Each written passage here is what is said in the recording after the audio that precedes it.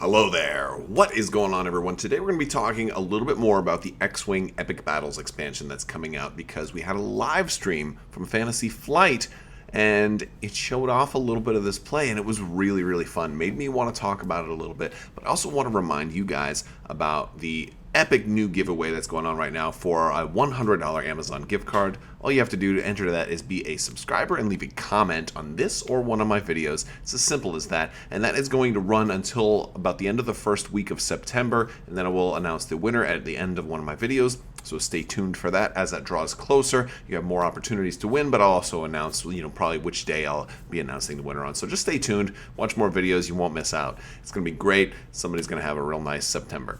All right, that being said, let's go ahead and talk a little bit about these epic battles.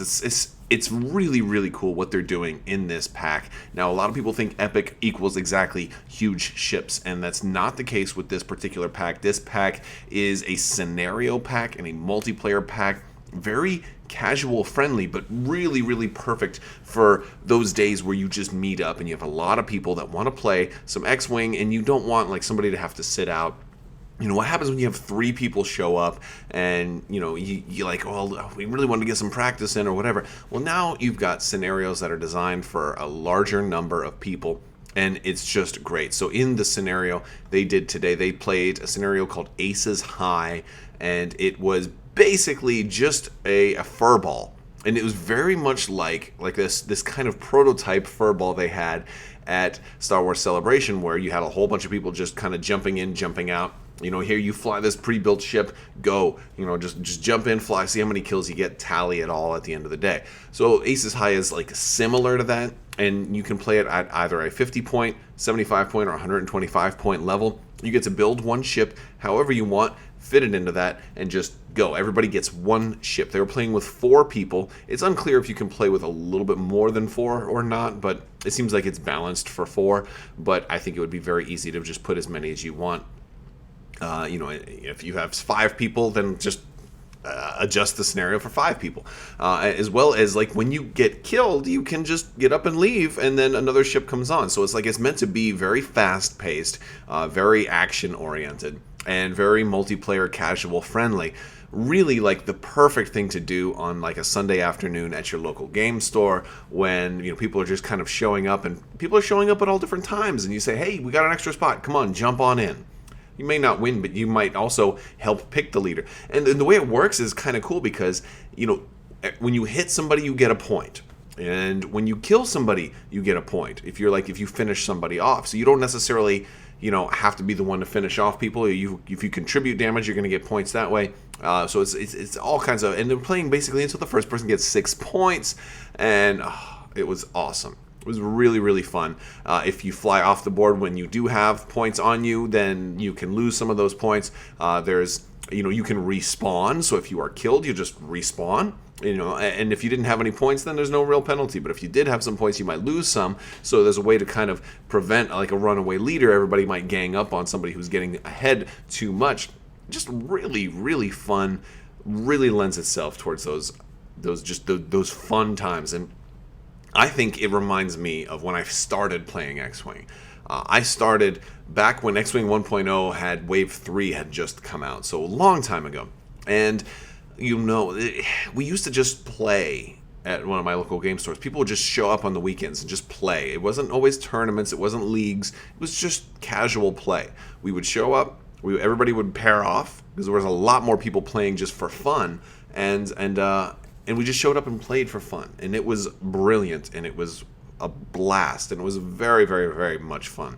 And we'd pair off, we'd play a game, then we'd break off and pair off against somebody else. And, you'd get 2, 3, even 4 games in, on an afternoon. And it was awesome. And I feel like when tournaments became more of the standard and there were more and more tournaments, and at least here in Orlando, there's a lot of game stores. And I feel like every weekend there's an X-Wing tournament somewhere in Central Florida. And so at a certain point, less and less people started showing up for casual weekend days because there was always a tournament they had to go to. And then as more and more tournaments happened, there was more and more tournament practice and less casual games.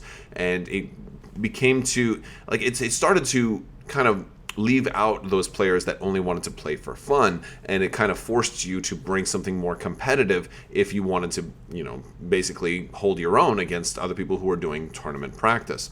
And so if you just wanted to do a fun list, there really wasn't going to be as much fun because people were taking it so much more seriously. Well, now here, and there's nothing wrong with tournament practice or tournaments or taking the game seriously. I don't want to, misconstrue things. I just think when it was only that and there was no casual play or no just playing for fun, it started to lose a little bit of its glamour for me. It lost some of the luster that made X-Wing have a special place in my heart. So I feel like Epic Battles, and especially what they showcased in the live stream for this, really, really went a long way towards making it amazing. And kind of recapturing that feel that it used to have. So I was very, very happy with that.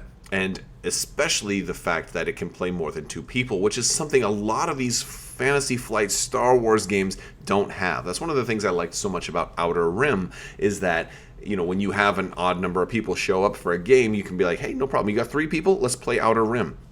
Well, you got 4 people, let's all play Outer Rim, no problem. Now 5 we're gonna have a problem. But for Epic Battles, you have kind of that same kind of mentality. And the even better thing about with Epic Battles is if for some of the scenarios, if you show up late, you can just jump right in and start playing, and that's really, really cool. And it is very similar, at least in the scenario they ran today, to a lot of those old furballs where it was just kind of homebrew and community created formats. Well, now it's standardized, and once it becomes more familiar, everybody will really know how to play that. So if you're going to a store and you're not sure what's going on, you might have a pre-built ship at 75 points, for example, that's ready to just fly in there and go. And you'll be kind of prepared for those things. So standardizing those type of formats is really, really good for the greater community because it makes more people familiar with that event. It makes more people prepared, and it means you have to teach less because people will, as time goes by, it'll become more standard and more common.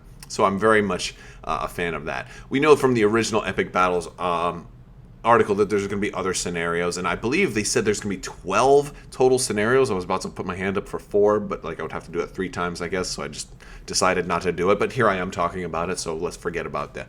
Anyway, no, Epic Battles is going to have 12 scenarios in it, and they're all going to range from a lot of different things. There's an epic escalation, which you'll use quick build cards for, and you start with a smaller amount of threat, and then a medium amount of threat, and then up to a high amount of threat. And as your one ship gets destroyed, you bring in a bigger ship, and you can even bring in huge ships towards the end of that if you want to, which is really, really cool.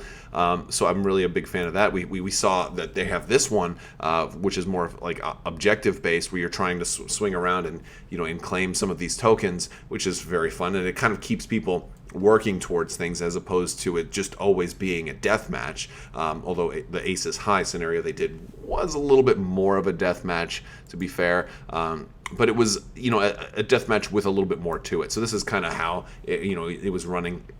There were different, they were keeping score in the bottom left-hand corner of the screen, and Rocky was a little joke that they named for, when an asteroid actually killed somebody or did damage to somebody, they were named him Rocky. But you got these different respawn points throughout the board, and when you want to respawn, you just spawn off of one of those, roll the die, and then come on in and fly in from that. Although where they had them, there was a chance you might respawn and then fly right off the board again, and that did happen to Alex Davey, which was kind of funny. But yeah, you got to see a lot of interesting, of the table talk. And that's another thing I noticed from watching this live stream. They were really having a good time. Sometimes the live streams are very much business. They're like, oh, now we're going to do this. I will roll my dice. As you can see, this new expansion allows me a reroll when I roll my dice. Blah, blah, blah. But this time they were laughing, they were joking. There was even Frank Brooks was there, and his mom came and got him and pulled him out and had to take him to the fair. And then Alex Davey jumped in to replace him, and it was staged, but it was really well done, and it was hilarious. I laughed, I had a good time with it, and I think it shows you just how friendly this is for a game store or a party. Maybe you're having a get-together and you're having a bunch of friends over. This is the perfect thing to do for something like that, right?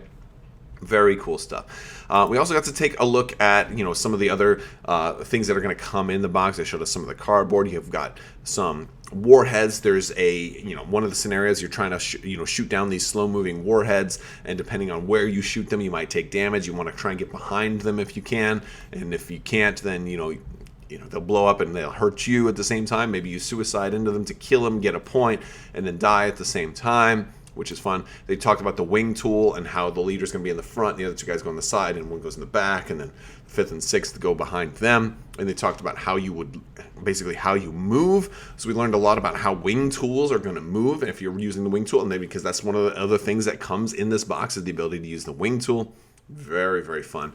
It really sounds like you're still just flying up to 6 ships.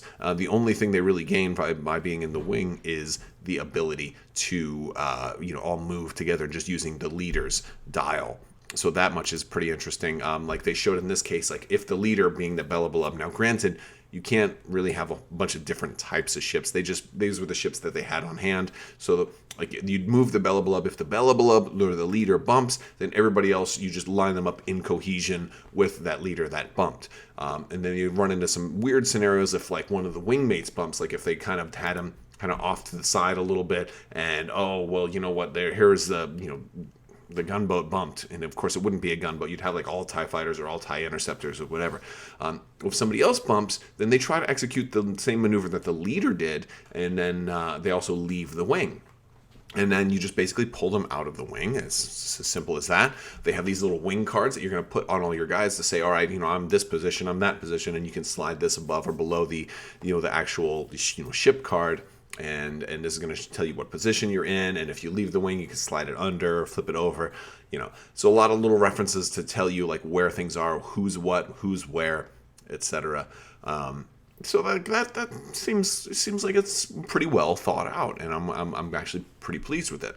And also, they showed us some of the new, some of the wing cards. Now we got a kind of a look at some of these, but it's really nice to see the whole thing. So we see the veteran wing leader, and this is our new symbol. I think this is only used for scenarios. Certainly, what it seems like. But you got veteran wing leader. You are a wing leader. You must have 2, 3, or 4, or 5 of your other wings. And while you're on board, up to 2 of your wingmates in the attack arc may suffer a damage or crit to defend against a friendly unit. So basically, your wing is working together, and they're going to allow each other to kind of take care of each other. Is I guess the simplest way. They all kind of have they can cancel those dice, and you can really spread the damage around in the wing. So it's not like the wing all has cumulative hit points. But they're going, you're going to have to hit them pretty hard, because if just doing like 1 or 2 damage at a time isn't going to do it, because you'll just have a different one. Up to 2 of your wingmates in the attack arc may suffer a damage or crit to cancel. So if you only do 2 damage, you can totally split all of that up. You're going to have to do at least 3 damage to really force it through on somebody, which is pretty interesting. I'm assuming also if you kill the wing leader, the whole wing it completely disbands. And granted, they will probably stay in their exact position. But then you also have like the Darth Vader, Agent of the Empire. You're a wing leader, and this is for a V1 or an X1. You don't have to be Darth Vader specifically, but they're showing him. So either of the TIE Advanceds, but your wingmates in here will be TIE LNs. And so that'll be cheaper, right? Because you can have like a really nice ace. And in this case, with like Agent of the Empire or First Order Elite, that's going to be a First Order SF or the Silencer, right? You're going to have different dials, so you might be able to, take advantage of the fact that you have different dials and maybe do slightly different maneuvers or any of that stuff. And it's cool. We didn't see every single one that they're going to have, but like Vader or the Vader one Agent of the Empire, you can run that. Vader in a V1 or an X1, and then have all regular TIE fighters all protecting Vader or protecting each other. And then the same thing with the First Order, but that one's going to be, you're only going to have 2 or 3 different wingmates, so you can't completely fill it up, because then max you're going to have 6 total ships in a wing, basically the leader plus 5 wingmates. And in the First Order one, you're going to have only 2 or 3 wingmates. So that's pretty interesting, but it really is going to save a lot of time with movement. They didn't really talk about how attacking would work from within a wing. I'm assuming all those ships are still going to roll their attack dice on their own. They didn't talk about how actions would work either. If the wing leader bumps, does everybody else also lose their action? My guess is yes, but we'll see. There's going to be a little bit more once this finally comes out, but I mean, we learned a pretty decent amount about how wings are going to move and how some of the scenarios are going to want. They talked about a bunch of the different scenarios, and then they do look fun. There was the epic escalation. They talked about an atmospheric entry scenario where if like that's like asymmetrical. Some of them will be asymmetrical, where you're going to try to you have to go to a certain place, but if you approach and something is in your bullseye arc, you're approaching the atmosphere a little bit too hard, and you start to take damage. So a lot of pretty cool stuff like that. And also, one other thing about the wings, and that's like how you can leave and join. You can voluntarily leave a wing at any point also, or if you're at range 1 of the wing leader, you can rejoin and then just place yourself in cohesion into the wing. And when I say cohesion, I mean use the wing tool and put yourself in the appropriate spot. So that much is interesting, but they said you can do it, but they didn't say if it's your action, or if, I'm assuming it would be your action. Like every ship would have the ability to join a compatible wing as an action. That's my guess. I don't know if it's considered a move or whatever, but we'll have to wait and see exactly how the text works on how you join or leave, because it sounds pretty fun. So I would love to hear from you guys. What do you guys think about epic battles? Did you watch the live stream today? It's on FFG's. Probably one of their most recent videos was their live stream. It was awesome. They had a really good time. It makes me really excited to have these big multiplayer battles. I think it'll be a lot of fun, and I'm anxious to hear what you guys think. All right, guys, that's all I got for you today. I want to thank you all so much for watching. I also want to thank my patrons on Patreon. You guys are amazing and continue to make this all possible. So thank you guys, and as always, have a great day.